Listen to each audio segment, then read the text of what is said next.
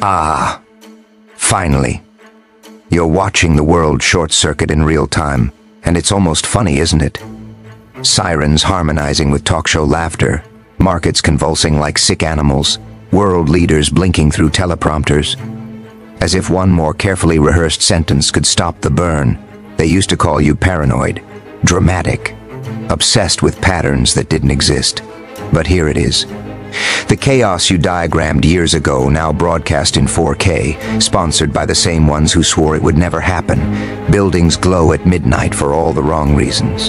The smoke doesn't rise anymore, it settles, and in the middle of it all, you sit there, calm, while interrogation experts, the ones trained to break minds, sit across from you and start confessing their secrets.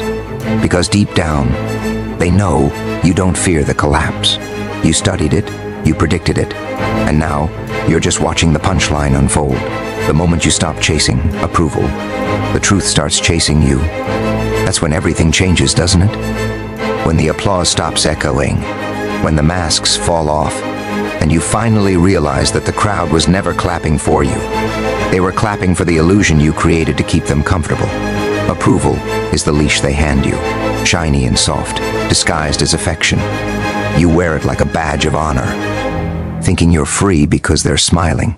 But every smile costs you a piece of your own truth. Every nod steals a fraction of your fire. And then one day, the leash snaps.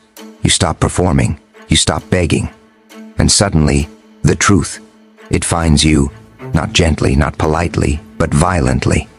It slams into you like a confession you weren't ready to hear. You start seeing how the world really works. You see people applauding lies because lies are easier to digest. You watch them bow to titles, not integrity. You see how fear builds empires, how comfort kills revolutions, how validation becomes a drug. And you wonder, was it always this obvious, or did you just finally open your eyes? They call you arrogant now, distant, cold. But that's just their fear speaking, because your freedom reminds them of their chains. You begin to notice patterns. The louder they talk about virtue, the darker their secrets become. The ones who preach peace are the first to crave power. The ones who tell you to obey are the ones who fear disobedience the most. And every time you refuse to play along, every time you choose silence over their noise, the mask of the world cracks a little more. You can hear it. Snap, crack, fracture. The system trembles when someone stops performing. Approval was always their greatest control mechanism. They taught you to fear rejection, to mistake conformity for belonging, to call obedience a virtue. But when you stop caring about their approval, you strip them of that power. You become untouchable. Their insults lose their venom. Their praise loses its flavor. You exist outside their loop, beyond their rules. And that's what scares them most. Someone who doesn't need to be liked cannot be manipulated. You start laughing more, not because the world is funny, but because you finally see the joke. You see how easily people sell their souls for a few claps, how they drown in attention and call it love. You watch them chase validation until their reflection disappears. They crave acceptance from a crowd that doesn't even know itself. And there you stand, alone but awake, realizing that solitude is not punishment, it's clarity. The truth that starts chasing you isn't external. It's not written in headlines or whispered by prophets. It's the voice you buried under years of pretending. It's the scream that never left your lungs. It's the mirror that refuses to flatter you. When you stop chasing approval, that voice grows louder. It tells you what you don't want to hear. That you compromised too much. That you traded honesty for applause. That you lived for others and called it purpose. But as painful as that truth is, it's pure. It burns, yes, but it cleanses too. The world will tell you to tone it down, to stay quiet, to play nice. But those are the instructions for invisibility. The ones who changed the world were never polite about it. They were hated, misunderstood, mocked, and erased. But they were free. Free. The price of freedom is rejection. The reward is peace. And when you finally stop asking for permission to exist, something incredible happens. You stop existing as a reflection of others and start becoming a reflection of truth. It's not comfortable. The truth never hugs you, it cuts you open. But after the bleeding comes the calm, and in that calm you realize approval was just noise and you were addicted to it. Now there's only silence, and in that silence you find something terrifying and beautiful. Yourself. They study your mind to control it. You study theirs to expose it. That's the real game. The silent war fought behind polite smiles and careful words. They think they're the puppeteers, the ones pulling the strings of perception, teaching you how to think, what to fear, who to follow, every ad, every headline, every polished voice on the screen. It's all part of the script. They feed you distraction dressed as truth, noise dressed as news, comfort dressed as care. But what happens when the puppet starts watching the puppeteer? When the subject starts studying the interrogator?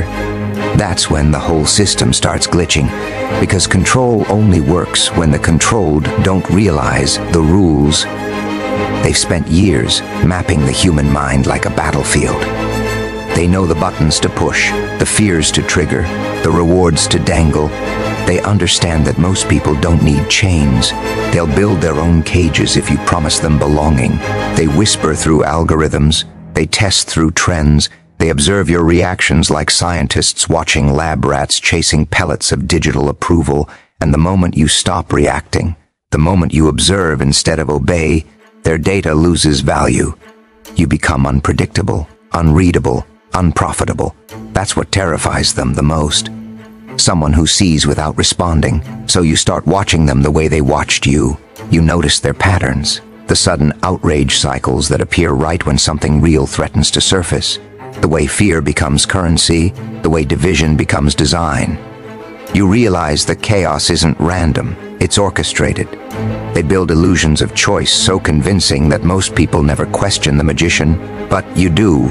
You start seeing the strings behind every smiling face on the screen, every influencer preaching positivity while selling dependency, every expert explaining confusion as if it were clarity. You study their tone, their pauses, their contradictions. You see the cracks in their confidence, the tremor in their certainty. They call themselves experts. But expertise is just a costume for control. They don't want understanding. They want obedience. They don't seek truth. They manufacture it. And when they realize you're not buying it anymore, they change tactics. Suddenly you're labeled dangerous, uncooperative, unstable, because questioning the narrative is the one crime the system cannot forgive. They'd rather call you crazy than admit you're correct. But that's how you know you're getting close to the core of it. The truth always hides behind ridicule. You learn to listen differently. Not to the words, but to the silence between them. Not to what's said, but to what's avoided. Every interrogation, every media clip, every speech hides a pattern of omission. You begin to decode it like music, like rhythm, like heartbeat. The pauses tell you everything the rehearsed words can't. And the more you study, the more you realize they're not as powerful as they seem. Their strength comes from perception, from illusion, from the belief that they're untouchable. Take away belief, and the empire becomes a shadow. There's a strange satisfaction in turning the mirror back toward them, watching their calm crack when they realize you're not under the spell anymore. You see the flicker in their eyes, that split-second awareness that the script isn't working, because control only feels like control when both sides agree to the game. You break that agreement, and the whole performance collapses. You're no longer the one being analyzed. You're the one analyzing. You watch their expressions, their micro-reactions, the way truth makes them shift uncomfortably.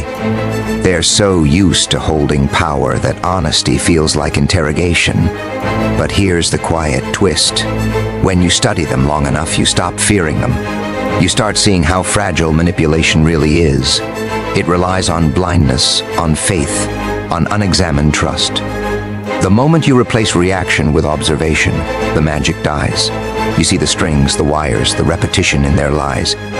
You start noticing the recycled words, the borrowed outrage, the practiced empathy. Everything they do is predictable once you learn the pattern. And that's when power flips sides. Not through rebellion, but through awareness. They can't control what they can't predict. They can't predict what they can't read. And they can't read the mind that refuses to play their game. You don't fight them with anger because anger is their favorite bait. You fight them with understanding, with clarity so sharp it cuts through their theater.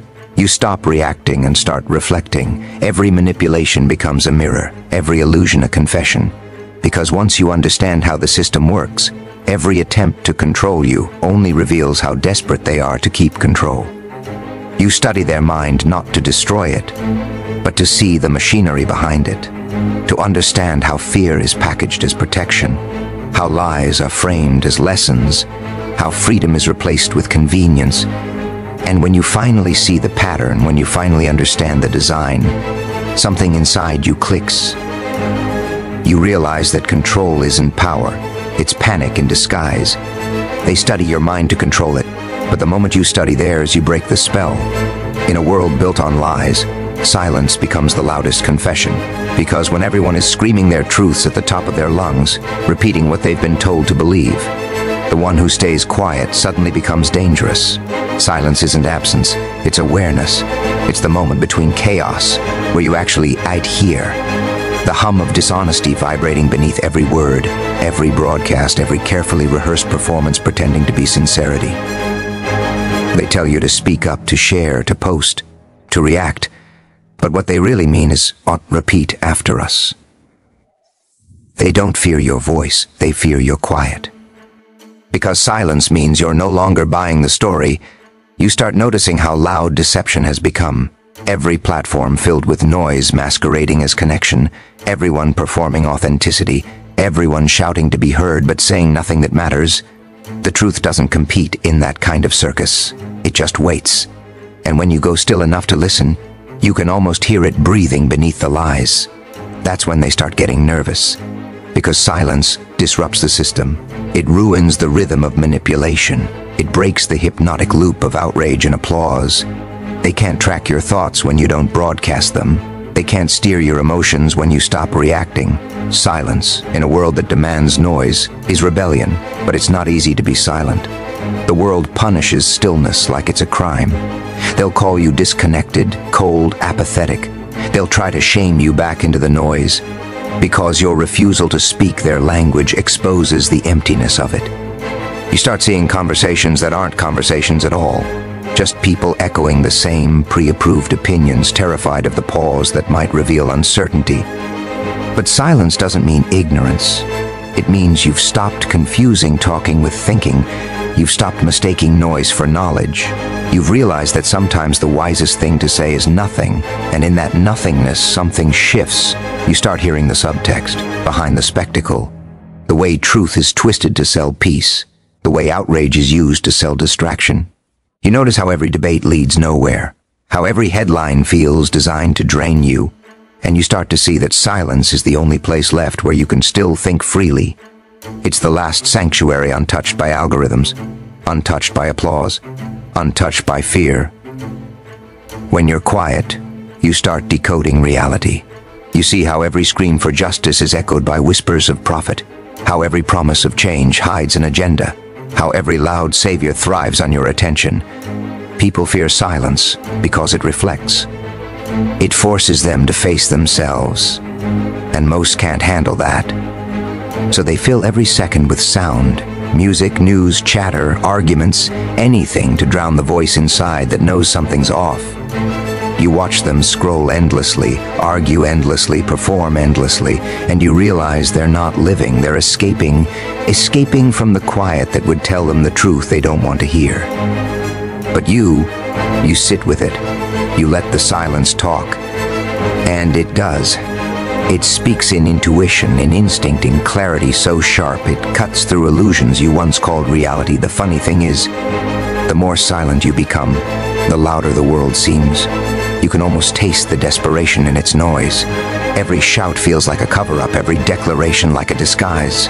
The louder they scream about virtue, the more corruption bleeds through their tone. The louder they preach about unity, the deeper the divisions grow. And through it all, your silence becomes a mirror. It reflects their fear back at them. Because nothing terrifies a liar more than a listener who doesn't react. They can twist words, manipulate tone, control narratives. But they can't control your stillness. Silence doesn't argue. It exposes you start to understand that truth doesn't need defending. It doesn't need hashtags or speeches or validation. It exists quietly, waiting for eyes brave enough to see it. The world keeps shouting, hoping volume will make their version of reality true. But truth doesn't shout. It reveals itself in the moments between noise. You watch as people perform outrage on schedule, recite emotions they don't feel and call it passion. You see how silence has become taboo because it threatens the illusion of certainty. In a world obsessed with expression, restraint becomes power. When you stop trying to prove what you know, you start learning what's real. Silence isn't weakness, it's focus. It's a refusal to be baited into the theater. It's knowing that sometimes the most powerful move is no move at all. Let them speak, let them expose themselves through their noise. The louder they become, the clearer the truth emerges. Because in the end, deception depends on distraction, and silence kills distraction. You stand still while the world spins, and in that stillness, everything false begins to crumble. You start hearing what's really being said when no one's talking, and that's when you realize the quiet was never empty. It was full of truth waiting to be heard. Every system collapses the moment people stop believing in it.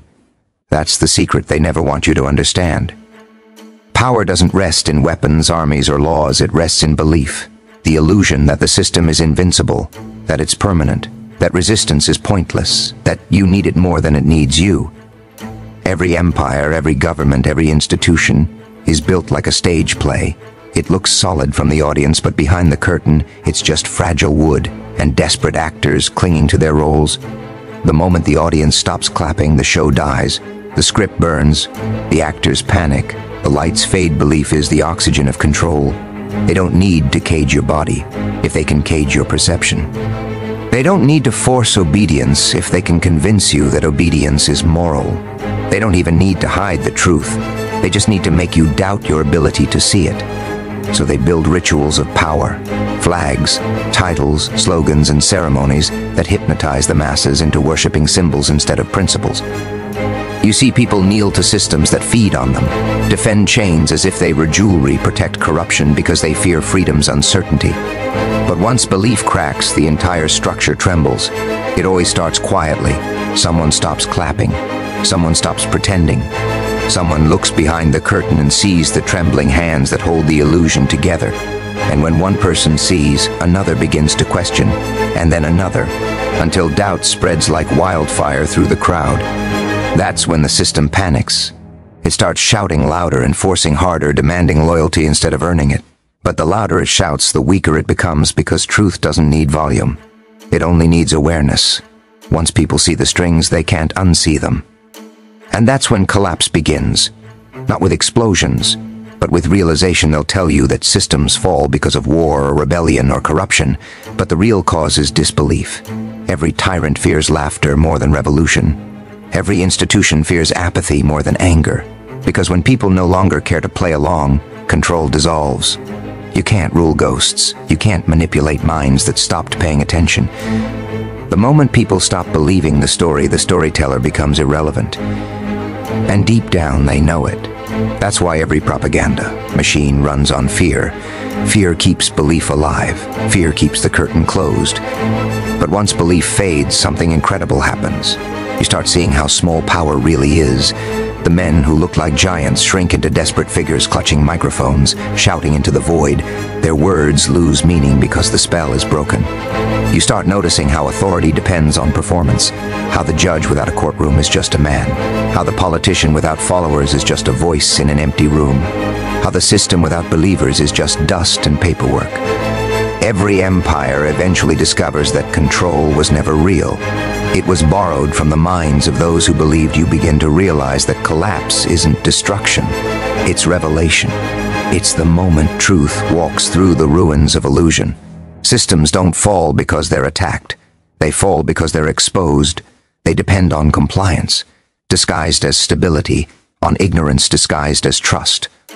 The moment people think for themselves, the illusion of order starts to decay. You can feel it in the air before it happens. The unease, the contradictions, the quiet awareness that things don't add up.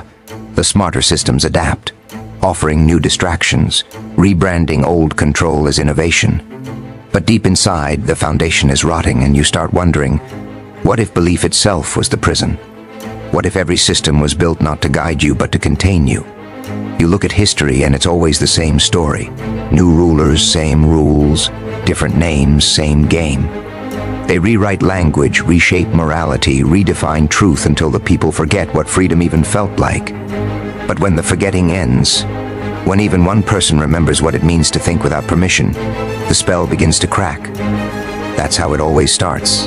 Not with armies, not with riots, but with awareness. The architects of control know this, which is why they flood the world with noise.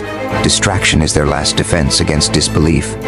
Keep people entertained, outraged, exhausted, anything but awake, because belief needs energy to survive, and awareness drains it. You stop believing, and suddenly the powerful become powerless. You see the pattern in the chaos, the structure in the collapse. And for the first time you understand, the system was never real, it was a performance sustained by your attention. Every system collapses the moment people stop believing in it, because belief was always the only thing holding it up. Madness isn't losing touch with reality, it's seeing too much of it. Because once your eyes open too wide, you start noticing the fractures everyone else pretends not to see. You see the layers beneath the performance, the lies beneath the headlines, the despair hidden behind every forced smile. You realize that most people don't live in the world. They live in the version they've been told to believe in, a sanitized illusion painted over chaos with bright colors and comforting slogans. And when you stop believing in that illusion, they call you insane. Not because you're wrong, but because you stop pretending. You start to understand why truth is so dangerous. It doesn't destroy the world, it destroys the illusion of it. And once the illusion falls, comfort dies with it. The world runs on denial. People need stories to keep themselves sane. Stories of justice, progress, purpose, control. They tell themselves that someone's in charge, that everything happens for a reason, that the chaos has a plan. But when you see too much, when you notice the cracks in every institution, the hypocrisy in every ideal, the emptiness in every promise, you stop believing in those stories. You see how fragile sanity really is. It's not stability, it's agreement. Society agrees on what to ignore, and anyone who refuses to ignore it becomes the outsider. They'll say you've changed, that you've become cold, distant, cynical, but that's not madness, that's clarity. You stop reacting the way they expect you to. You stop laughing at their jokes, stop fearing what they fear, stop worshiping what they worship. You become unpredictable, and that makes them uncomfortable. Because sanity in this world is conformity. They don't want you to think. They want you to function. They need you calm enough to obey, distracted enough to stay busy, hopeful enough to keep buying. But when you see too much, you stop functioning the way they want you to. You start asking questions that don't fit the script, and that's when they diagnose you with madness. You look around and realize the entire planet runs on a kind of collective delusion. People wear masks, not because they're hiding who they are, but because they've forgotten. They quote opinions like prayers. They argue for beliefs they don't understand. They cling to systems that suffocate them. They call it order. You call it theater. And suddenly, you're the crazy one. Because you refuse to dance to the rhythm everyone else pretends to enjoy. But deep down, you see the fear behind their laughter. The terror that maybe, just maybe, you're right. That maybe the world really is a machine spinning out of control. Powered by denial, you start noticing time differently. Everything slows down. Conversations sound rehearsed. News cycles repeat like broken records. People chase validation like it's oxygen. You begin to see patterns in the noise. You can almost predict what someone will say before they say it, what a headline will read before it's written. And that's when the loneliness sets in. Because once you've seen too much, you can't go back. You can't unsee manipulation, can't unhear the contradictions, can't unknow the truth. You watch people living comfortably inside illusions you can't fit into anymore. They're happy in cages painted to look like homes. And you? You're outside in the open, where it's cold, where it's honest, where it's real, but maybe madness is just freedom that looks dangerous from the inside of the cage. Maybe the ones they call crazy are simply those who refused sedation. You start to see that what they call sanity is nothing more than managed delusion, a fragile balance of lies that keeps everything running. They feed people dreams of stability while stealing the ground beneath their feet. They promise peace while selling fear. They praise progress while building prisons. And when you point it out, when you refuse to play along, they label you broken, because it's easier to medicate the truth teller than to question the lie.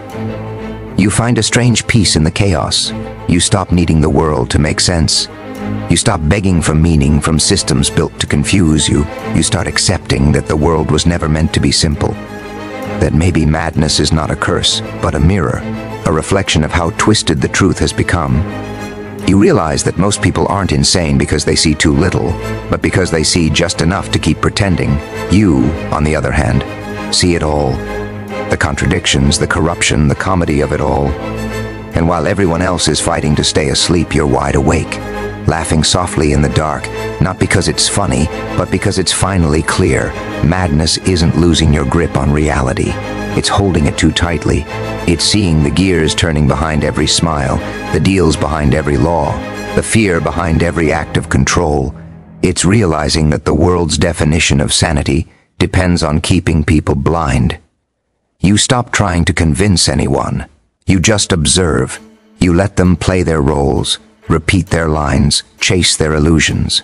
And while they call you mad, you understand something they never will. That the truth doesn't make you insane, it just makes you different. The world can't handle that difference, so it calls it madness, hoping you'll wear the label and step quietly back into the dark. The interrogator's weapon is fear, but yours is understanding. They operate in darkness, counting on confusion to cloud your reason, on pressure to make you confess what isn't true, on fear to make you forget who you are. Fear is their first move, their sharpest tool, their invisible chain. They know that once fear gets inside your head, it starts building walls where freedom used to live. It makes you question your memory, your instincts, your worth. They don't need to strike you. They just need to make you doubt yourself. That's how control begins. But understanding breaks that pattern. Understanding doesn't fight fear. It sees through it. You start to see how fear is engineered, how it's planted, watered, and harvested like a crop. They know exactly what images to show, what stories to spread, what words to repeat until your heartbeat syncs with their agenda. They don't want to destroy you.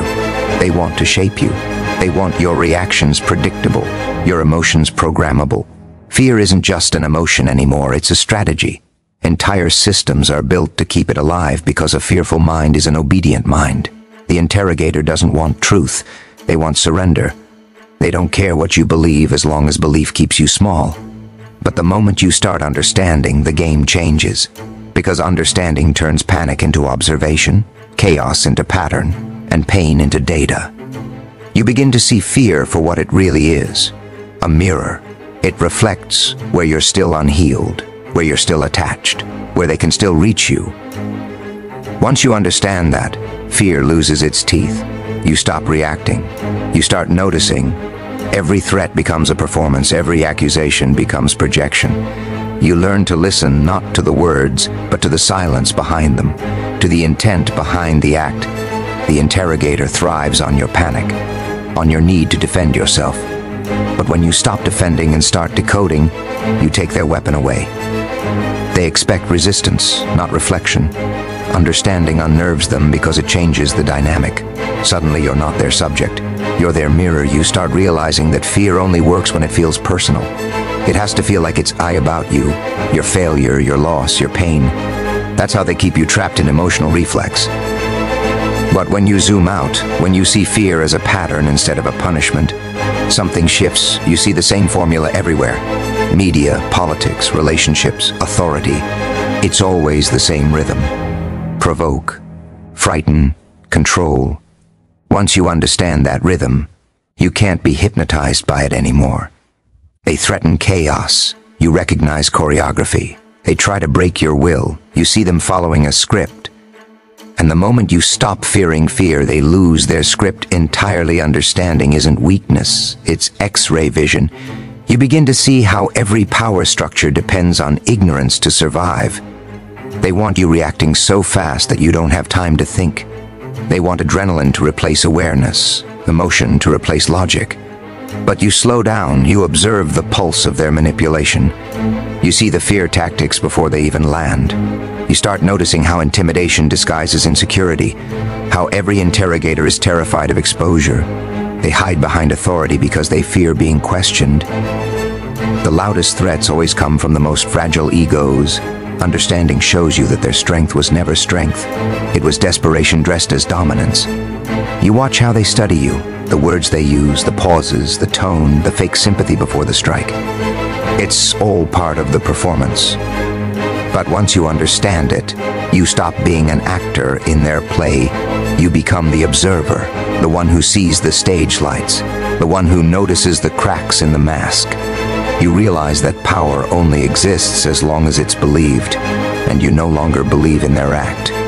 Fear may still knock, but it no longer enters, because you understand that fear can't survive where awareness lives, and then you begin using understanding as your counterattack, not to humiliate, not to overpower, but to reveal.